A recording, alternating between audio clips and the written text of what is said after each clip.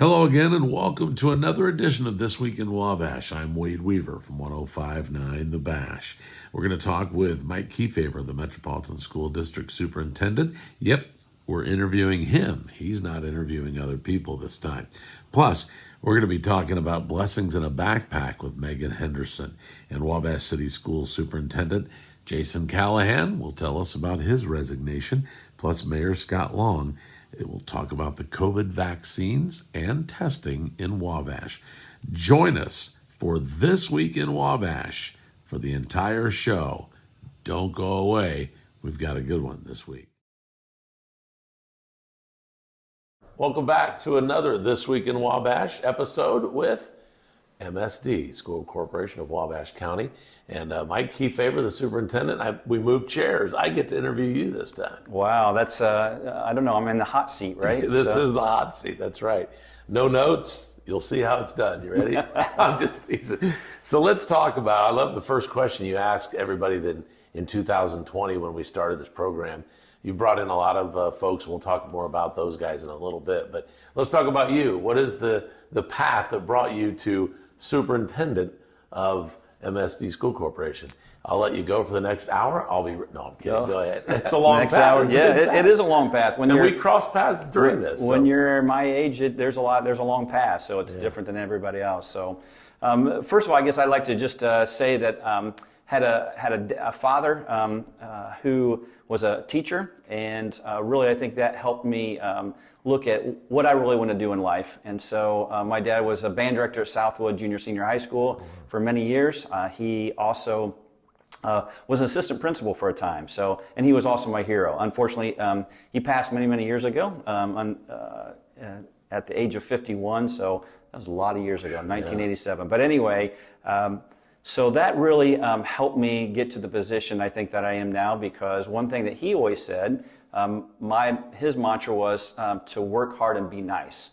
And so we do have a different logo, a different saying here at MSD of Wabash that is similar to that, but it's different. So to start out with, a graduate of Marion College, which is now Indiana Wesleyan University, elementary education. Went on to get my master's in elementary education, was a teacher at Oak Hill, at Converse Elementary for 10 years, then became the principal at Oak Hill Junior High, where I actually met you and your boys for 9 years. Had a great experiences there. And then they reconfigured elementaries, and I always wanted to go back to my roots of elementary. And when they reconfigured, I went to Sweetser Elementary, was there for 4 years, and that was a kindergarten, third and fourth grade building. So altogether, I was there for 23 years. Things were going really well. Some people talked to me about a position at MSD of Wabash, and that was at White's Junior Senior High School as principal. And really never looked at something like that, but that was a very interesting opportunity. It was a Christ-centered organization. I'm a man of faith, and I thought that would really be neat to be a part of that. So I was principal there for 3 years. Really wasn't expecting to move, but the superintendent at the time, Dr. Weaver, when the principal at Northfield left, said, hey, might be great for you to move to Northfield, became the principal at Northfield for 4 years. And then Dr. Dawson ended up retiring as assistant superintendent here. I took that position, which actually had many hats. Really look up to him with all the things that he had to do as far as the assistant superintendent of finance. He was the director of transportation, and also he was the director of food service. Wow. And so a pretty big job, and I really, a big learning curve for that first year. Dr. Weaver ended up retiring, and the school board elected and voted me in to be the superintendent, and this is my 5th year now. And so it's been a very interesting through all of those years, 36 years, but I love this position right now. I love being a part of MSD, being a part of the Wabash community, and just being a part of a lot of the community as far as being on different boards and just seeing what we can do to help our students basically learn, because really the ultimate goal is student learning. Well, while you've been the superintendent here, things have changed quite a bit just overall in the education business, or whatever you want to call it. A lot has become, especially when you talk about being able to choose what school your kids can go to. At that point, it kind of became we kind of have to compete with schools around us. Am I right? Yeah, we've always competed, had competition as far as academic or athletically, but not necessarily for students and things like that. Right. So it is open enrollment. So you want to do the most that you can with the resources that you have to make your school attractive. And I think that's what we are striving and continuing to do. All schools around us are doing the same thing, but that is what we need to do, because you have a choice, and you have a choice to go to any school, the open enrollment. So it's changed a lot of things. We have always wanted to push and do the most that we can. I think it also gave us some more motivation to even look at what else we can do, what else we can offer. And again, with the resources that we have, because unfortunately, we don't have unlimited resources, but we do have, we appreciate what has gone on and what the state has done, what our taxpayers do, so we can continue to promote our district and to also provide more opportunities. There's so much I would like to talk to you about, and so we'll kind of come back here in just a little bit on the show and do part 2, but I don't want this to be the only time we talk. I think throughout the year we ought to jump in and talk to each other. MSD, as far as academically and financially, what can you tell the community about how you guys are doing? Right. So over the last 5 years, things have changed a lot. We actually, during school board meetings, will put up our financials. We're a very healthy corporation right now. I would say, 6 years ago, there were some, it was different back then, but now very healthy as far as with our cash flow, with our, we have 2 major funds now that all changed back in 2019. As far as what the state talks about, we have now what we call the education fund, and we have the operations fund. So those are very, very healthy counts right now, and so that's very good. Our test scores, if we compare, we won't talk about all the specifics because I don't have those all memorized necessarily, but when we talk about I-STEP and I-READ and graduation rates, with our border schools, we do very well, and we're close to the top on many of those. So academically, we do very, very well. And again, what we want to strive to do is just work to the best that we can with our students that we have. We know sometimes it's difficult to try to do different things, but with our schools, we know that if we're focusing on ourselves, we're focusing on our 3 elementaries and our 3 high schools, that we can really strive to do the best for our students and make it attractive for other students too. That's so awesome. And I've been wanting to do this. I've been wanting to tell the community, because they ask me all the time, and everybody has their opinions. Mm-hmm. And I really wanted to get you to be able to get that word out there, because you are telling a story about how a solid school corporation MSD is, and I think it's very important we keep telling that story. Yeah.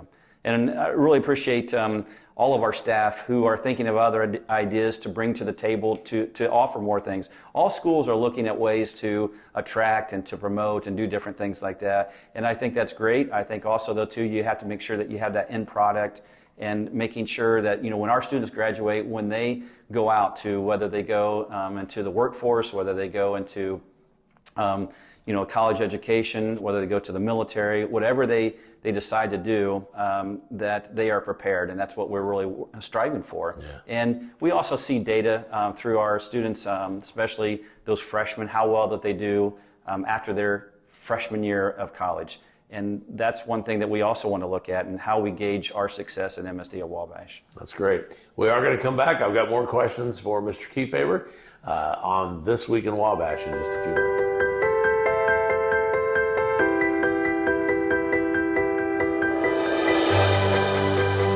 Dare to dream about it.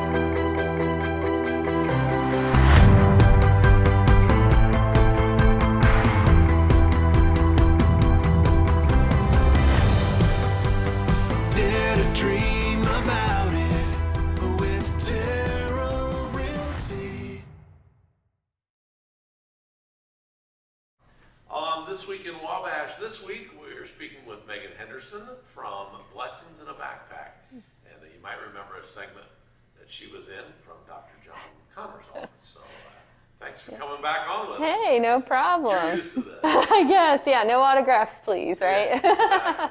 All right, so Blessings in a Backpack. Go ahead and give us a short little summary of what it is. Sure, it's part of a national program. Jenny Wilson brought it to Wabash in 2011, and it provides food to food insecure students here locally.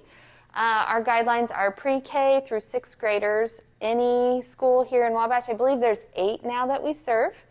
And it sends food home over the weekends for these students so they have the nourishment and can start school on Mondays with full bellies, ready to learn. So pre-COVID, how many students did you serve each week? We were at, I think, 450. We added Wabash Middle School in January of last year. So that added our numbers up to about 500 or so. And then with the start of this school year, we're at 600 now. Wow. And I know the process is fun. Wabash Elks Lodge, when I was there doing a lot of stuff, we were one of the groups, but you have many, many groups, probably without starting that whole process, because a lot of volunteers. We do, and we're very fortunate. We have many here locally that step in to help. With COVID now, we are limiting our numbers to those packing. We're all wearing masks, hand sanitizer. When we were handing out fresh apples, we had gloves on to pack those bags as well. So the volunteers here are amazing. I think the Elks hold the record of like 500 and some bags in 15 minutes. We were quick about it. You were. Sometimes we had 14 people here, but we did it with maybe 3 or 4. It didn't take too much longer. We just had it down. But, Yeah. So you had somebody over there in that area. Just going to give them the process without actually showing how. Sure. So we have the bags that come packed. Meyer donates the bags. And so it took a lot of time to try and grab the bags for each one. So we had a bag lady that would come and make them easier to grab so we could start our process down.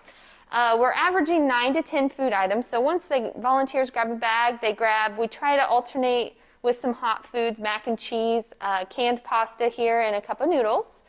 And then we like some cereal items too, 2 breakfast items. So we have cereal, oatmeal is provided, and then we alternate with snacks as well. So this week we have pretzels, we have Nutri-Grain and granola bars, apples, and then a juice packet as well. How in the world do you afford all of this? It is based solely on donations. And we're very fortunate for that. We have some volunteers that spend lots of times checking out sales. They have reputations with local managers of Kroger and Walmart, Sam's Club. I think they even get some of the cereal through the schools purchased, or up in Shipshewana, even at a bulk food store. So 600 each week. We definitely have to have a big storehouse for all of this. And like with our other volunteers too, we have them go pick up all the food, unload the food, set up the food each week. So we are really fortunate. We have a lot of people in the community that jump in to help to make this run smoothly. I know that you've had some money given to you from the Chili Cook-Off, Chili for Charity, but you have other organizations that are always out there giving you money too. We are very blessed. Yeah, this year we applied for the Community Foundation grant. Parkview has been great in supporting us as well. The United Fund has partnered with us for many years too. And then this year we've had multiple businesses, churches, that have donated a great portion to help provide for the extra 100 students that we're feeding. So what does it take per student to take care of this? We average a little over $3 per student per bag. So on average, over maybe $100, $110 per student. This year, we're packing 33 weekends of the school year. Okay, so for the year, a little over $100 Per student. So, because I know someone has come to me before and said, hey, what would it take to adopt a student? You don't necessarily, you're not going to get the name of that person, but Right.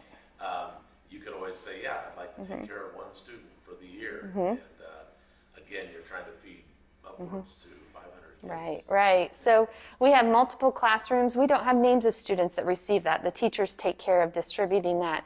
But some classrooms have 5 students, some classrooms have 10 students if an organization would like to sponsor a classroom. I've had some organizations, that can go to Sam's Club and say, what do you need? And we'll say, hey, if you want to grab, oatmeal packets, they'll go and run those, or different cookies or crackers or things too. We were very fortunate. McClure's Orchard donated a lot of apples for the past couple months too, fresh apples. that came in really handy. So multiple ways to help support either one student or a classroom or 1 week of a snack. As little as $50 could even provide gummies for all the kids for 1 week.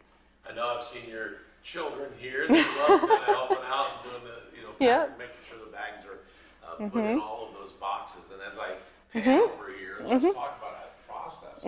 Once they're packed each week, you've got volunteers that take those out to the schools. Right? 8 schools, correct. Yeah, so we have our boxes color-coded here. It's kind of unorganized right now because we have allergy bags as well for students with milk allergy, gluten, red dye, Wow, fruit. you thought of everything. So we want to, and nuts, we know a lot of students have nut sensitivities too. So we have the teacher name, what school they go to labeled, and then that along with our bags get put in the color-coded boxes each week.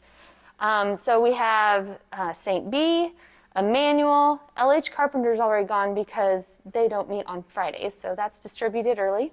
We have OJ, which is orange, Wabash Middle School's pink, we have Sharp Creek yellow, Metro North blue, and Southwood red. And so each week, staff from each school, we have a shared document where they document, like for example, Mrs. Ross's class here at Metro North needs 6 bags. So we have a check sheet per teacher, how many in each one. And so we have someone going through, putting the right number of bags into the designated boxes. We have the volunteers that take the boxes each Friday to the schools, and sometimes we just load them right out to the car on those weeks. Sometimes they come over on Friday and load up the boxes. So it's a great process, especially working with school staff. The communication has been great about getting those numbers.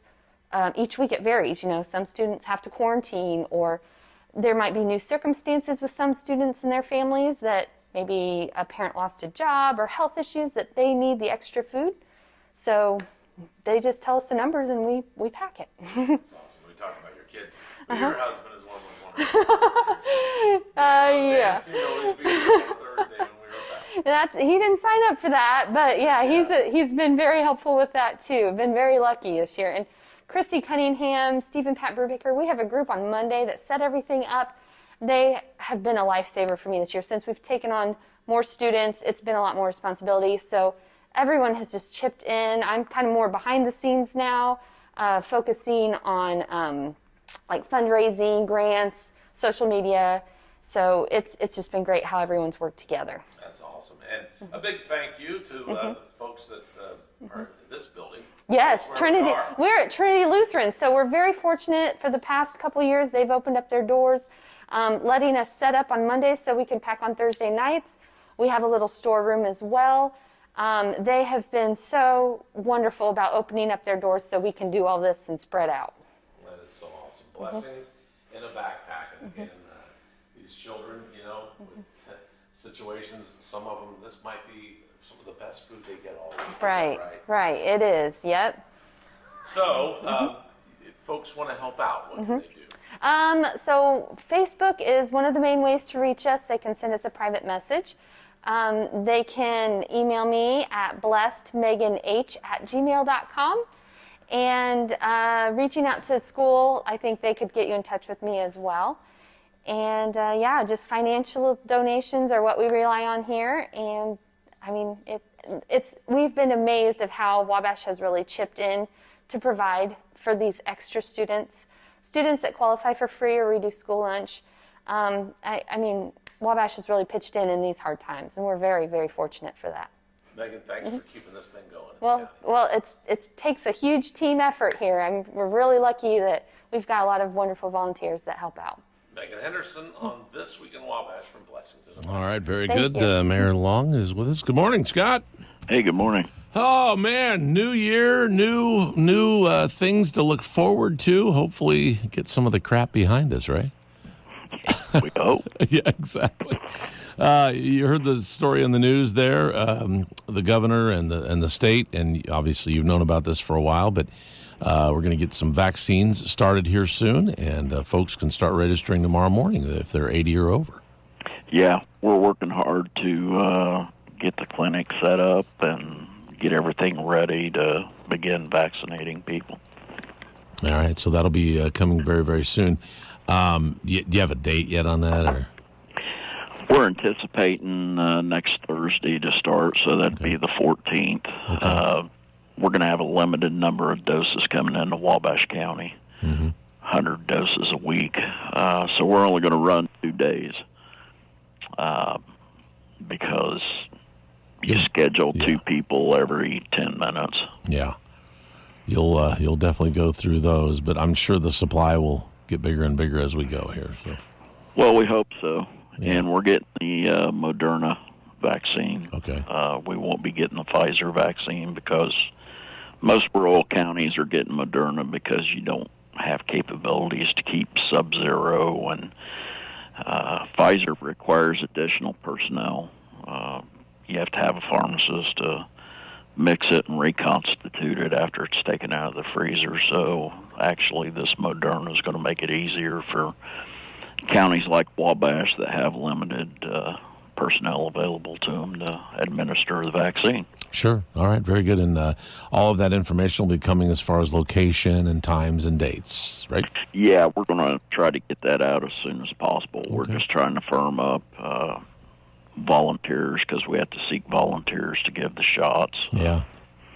And we're getting some students involved in from our school districts to do registration and observation. Cool.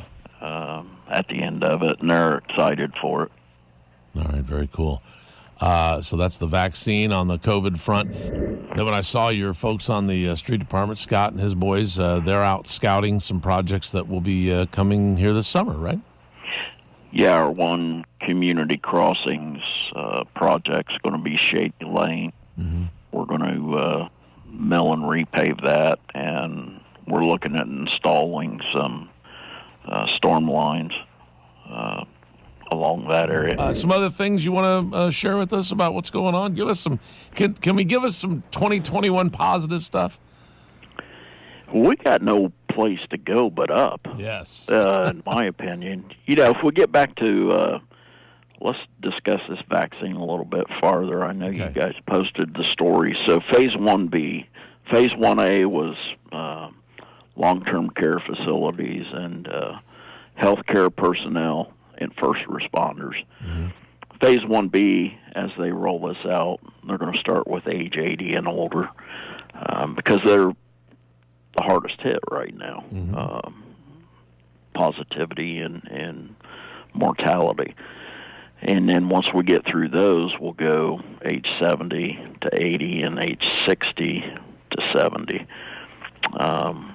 And there's still some nurses and stuff out there we need to get vaccinated too. Mm-hmm. I mean, it's all voluntary, but we're going to work on school nurses and things like that to try to get them in there and get them vaccinated because obviously they're amongst it with the kids. So our positivity rate and the things that we've been doing in Wabash County have been working.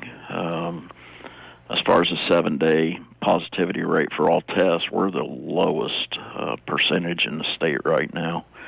As of yesterday, it's creeping up a little bit. We were down in the 5% percentile range a couple of days ago, and creeping back up a little bit, we're at 7.2. And then, unique test, we're 5th best in the state. So what we're doing is working, and I want to encourage people to, don't let your guard down. Continue to do what you're doing because it's working. One other thing I want to point out, if you do go get a test, try to quarantine until you get your results. We're getting some people that go and get a test and they continue to work. And if the test doesn't come back for 6 days, there's a lot of testing going on right now. Mm-hmm. Then you've had 6 days that you could expose people if you go back to work. Now, typically, a lot of tests, the PCR tests they're doing at Parkview through OptumServe are coming back in 2 to 3 days. So, kind of stay away from people. The potential exposure is very great if you don't wait for that test to come back. So let's remind the folks again where they can get tested here in Wabash. So we've You can do the Parkview walk-in clinic, as I understand it. Of course, you're going to have to pay for that. But the OptumServe testing site is at the medical office building at Parkview Hospital. You can't miss it. There are signs and kind of an advertising flag out there. Okay. Go online, schedule your appointment, and that's going to be the same way with the vaccine too. There's not going to be any walk-up appointments for the vaccine clinic. You're going to have to go online and schedule it, or if you don't have the capability of accessing the internet, there are still people who don't do that. That's when you call 211 and they'll get you registered to take the test. So we got limited vaccines, so we need to know who's coming, how many shots we can give, and hopefully it's going to be a seamless deal. Obviously, the first day when you do anything like this is there may be a couple of bumps in the road, but we're going to have plenty of people on hand that first couple of days to make sure everything goes smoothly. You and I talked right before the New Year's as you gave us your Happy New Year, Merry Christmas message on This Week in Wabash, and you were kind of talking about some of the folks that will be doing these vaccines or actually giving these vaccines. Do you need it? Do you still need any kind of help with that, or are you good to go? No, we're still looking for help because we would rather have more people than we need. Yeah. So that we can adjust the schedules. I know Keith Walters he's on the Health Department Board and EMA. I and Marilyn Custer Mitchell from Parkview have been heavily involved in this, trying to get this thing set up. And there's an ad going to be placed in the paper, and I'm sure you guys are going to get a copy of it too, seeking volunteers and the classifications of volunteers we need to give the shots. So yeah, we're looking at potentially retired nurses if they're interested and can give us maybe 3 hours a week, or whatever they can give us. Yeah. They can give us 2 hours. We intend to have two shot clinic stations initially. We're going to have 2 inoculators, so we can schedule 2 people to get the vaccine every 10 minutes. So that's 12 people an hour. We're going to run the clinic for 6 hours, so we're looking at 72 people per day. Mm-hmm. Now, thinking we're getting 100 doses, we may run out the second day, but we're going to adjust accordingly because they're telling us from the State Department of Health they're getting 10 to 15% no-shows after people schedule. So we'll keep a list and maybe, of people that we can call and say, hey, we've got these doses left today. We need to get them in arms, and call them up and say, if you can come down to the clinic, we'll get you in here and get your vaccine given to you. So flying by, I don't want to say flying by the seat of our pants, but we've had to put this together in quick order, 2 weeks to 2.5 weeks, and that's a big task to undertake, honestly. Yeah. Trying to find people and everything. So okay, just to make it clear then, folks that are in nursing homes, and hopefully all of our healthcare workers will be getting this vaccine very soon, but this next phase is 80 years and above. And those people don't have to be in nursing homes. These are just citizens of the area, and for any area, any county.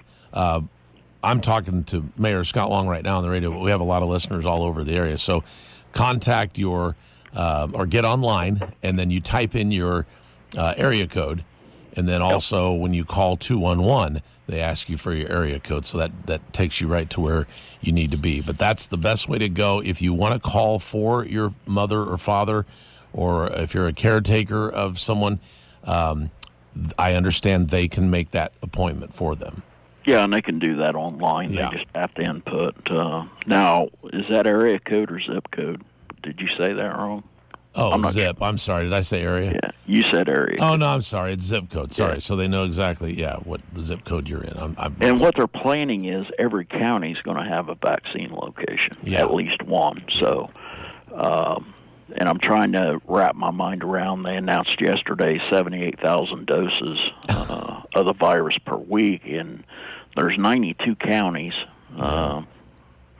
So some counties are probably getting less, the less populated counties. Right. I'm not sure how they did that, but we've been in close contact with our District 3 Indiana Department of Health people, and they have been fantastic. And I've sat through seminars via team meetings to see how to input the data on the websites when you're registering people, if you have to do that. So, it's been a grind for a couple of weeks. There was really no holiday for us trying to get this thing set up. But, All right. So what's the status at City Hall then right now? Are you still appointment only? we're still doing appointment only, and I purposely am doing that until the 18th because I wanted 2 weeks after, at a minimum, after Christmas and New Year's to see what our numbers do. Right now we're trending well. We are doing our meetings in person and via Zoom still. So if you want to join in on a Board of Works or City Council, there's a Zoom link. You can sit in on that meeting, or you can show up in person. We're just making sure people stay 6 foot distanced within the council chambers and wearing masks. So. And wash your hands, please. Wash your hands. Yeah, get that hand sanitizer going. We got plenty of sanitizer available for anybody that comes down here. We got bottles everywhere. So I also didn't have my mask when I came down there, and you guys have really good ones. I like them. Yep. Yeah. Okay. Anything else you'd like to share with us, Mayor, this morning? It's a new year. We're trying to have a good, positive attitude and get things rolling. I know the news of the country wasn't great yesterday. For anybody, actually, for anybody. So, tough to watch, Wade. Yeah. Honestly, that was tough to watch. Embarrassing is probably the best way I can say it. Yeah. But yeah, no, things are looking up for 2021. We're still continuing with our Imagine 185 campaign. We're going to have some online meetings next month coming up, so look out for those. We need everybody's opinion on trying to get a comprehensive plan for the entire county. We've got everybody in the same boat. We're trying to get everybody rowing in the same direction, and the citizen input on that is vital to us as leaders. So if you can, join us and listen and maybe give us some advice through these meetings. We'd appreciate it. All right. That sounds good. And, you're not just saying that. Like, you really mean that, and you would like, good advice, not, hey, man, why did you let that thing happen? Good advice as far as how you think we can get this county and this community to grow, because we really, really need to. Right. Yeah. Bottom line. Which direction do we need to steer the ship, so to speak, Right. Absolutely. As far as housing and the various things. There's a lot of stuff that goes on, and sitting in this chair, and I don't want to be the one to say, okay, we're going to do it this way. I need everybody's input because it's going to directly affect everybody within this community and this county. So get involved. Let's do it. All right. Thanks, Scott. Appreciate it. Thanks, Wade. The Wabash City School Board of Trustees voted to accept the resignation of Jason Callahan on Monday evening. Here is Callahan's statement to My Bash Radio News. Due to accepting a position with the Indiana Department of Education, tonight the Wabash City Schools Board of School Trustees accepted my resignation as Superintendent of Wabash City Schools effective January 11th. More information will be forthcoming early next week regarding my new position with the department. My 16 years at Wabash City Schools has been committed to building a legacy of opportunities for all students. I want to thank the board and the previous board members for their support of my leadership, the vision, and most importantly, the mission of Wabash City Schools. I want to thank all of the staff I've had a pleasure to work with during my tenure. It has always been the people before the programs that have made all the difference in the lives of our children. You have one of the most challenging and yet one of the most rewarding careers. Never lose faith in your profession. Regardless of the challenges, remember your role in a child's life has the potential to make all the difference. I want to thank our community partners. Their belief that quality world-class education is key to the success of Wabash and Wabash County. The success, which ironically is now leading me to a new challenge at the Department of Ed, I attribute my recruitment by the highest level in education in the state of Indiana as true validation of the work accomplished by the staff, the community, and the students of Wabash City Schools in their relentless pursuit of increasing educational attainment for all of our students. I want to thank our parents for all the support they've provided the school system which serves their children. Thank you for reminding us that the successful development of your children is the greatest purpose. You remind us that education is truly a higher calling and when done well, leads generations of impact. Finally, I want to thank all of our students. We exist to serve you. I will cherish all the memories you have given me over the years. You have left a lasting impression on me both professionally and personally, and your dreams and your hopes, your challenges and your failures, your successes and your limitless potential will continue to drive the rest of my career. I look forward to continuing the pursuit of providing a legacy of opportunities on a larger scale, and in doing so, will continue to support all of the dedicated educators, community partners, parents, and of course, all of the students of Wabash City Schools. Thank you for all you have given me over the last 16 years. We will have more next week on Jason Callahan's new position as we receive that information.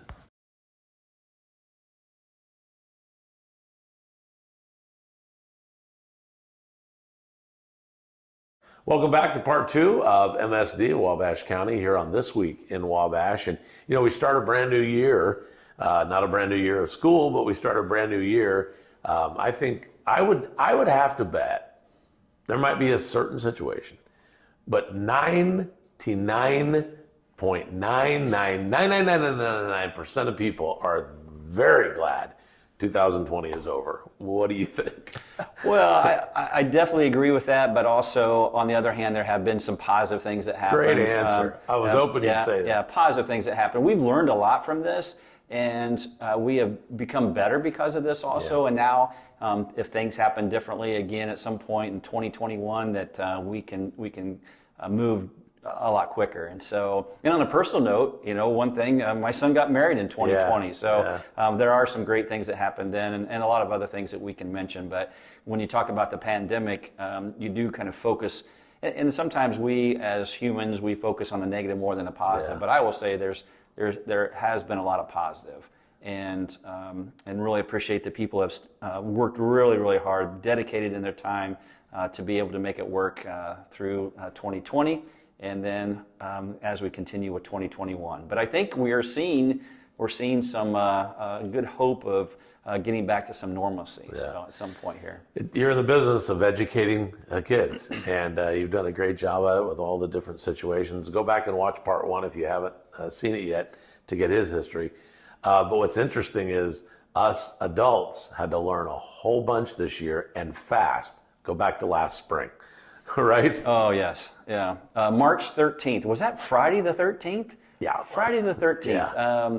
That was the Friday the 13th on steroids, I guess, is what people would say, right? So I learned a lot, learned how to communicate differently, tried to make sure that we keep kids connected and engaged. And we learned from that because, you know, sometimes you learn from things that you didn't do as well. And we didn't do all those things as well as we would want to, but we never knew it was going to happen. Right. I mean, I really thought myself that, okay, we'll have maybe an extended spring break, but after spring break, we'll be back. Yeah. But then when everything was shut down, that was really that was just unbelievable. I would Yeah. just tell you that.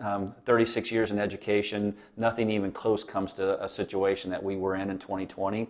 And of course, we're continuing with it, but it is gradually getting better. And so getting to learn a lot more with technology, getting to learn how to navigate all that and to communicate even more.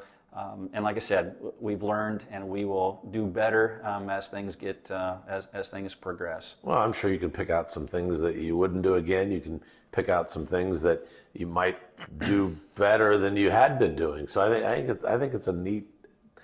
I guess what I'm saying, that's that one teeny 0,000th of a percent or whatever that might have been a good thing in 2020. So. Oh yeah, there's always something that there's silver lining. You've heard that before. You've heard that. I've heard that. I'm thinking, okay, here's some silver lining to all of this, and I've said that myself 2 or 3 times.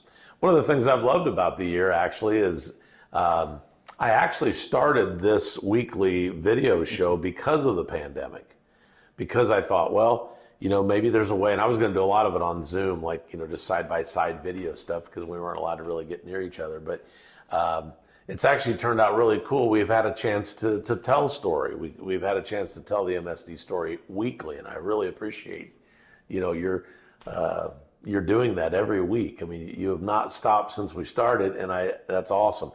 And here, even through the holidays, we had some holiday shows, and we're starting off the new year. Let's just kind of go back real quick and see what we've done, and then kind of what the plan is for this year to do this weekly.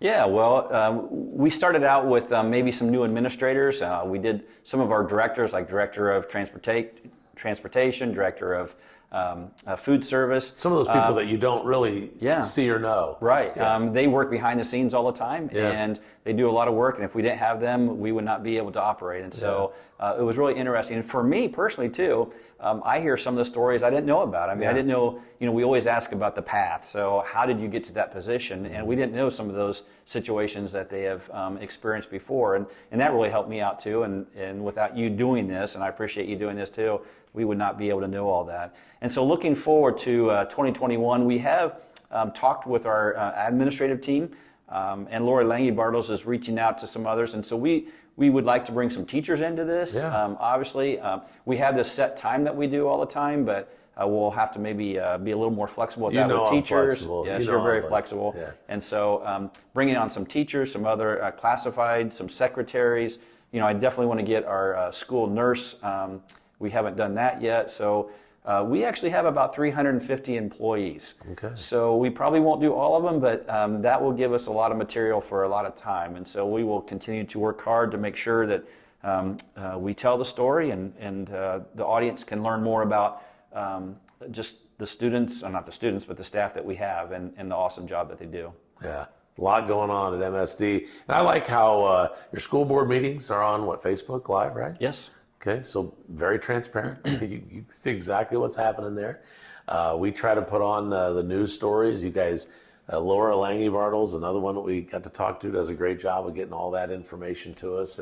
And you know what's going on at MSD for a lot of ways, a lot of media and everything. So thank you for all of that. Yeah, and thank you for allowing us to do this. And social media, this media format is really, really good. And so we just love to be able to tell the story and continue to work hard. And again, our goal is student learning.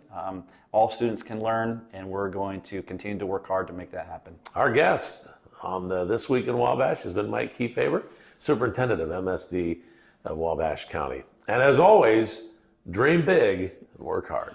Thanks for watching another This Week in Wabash. We'll do it again next Friday at noon on 1059thebash.com and all of our Facebook pages. Again, thanks for watching.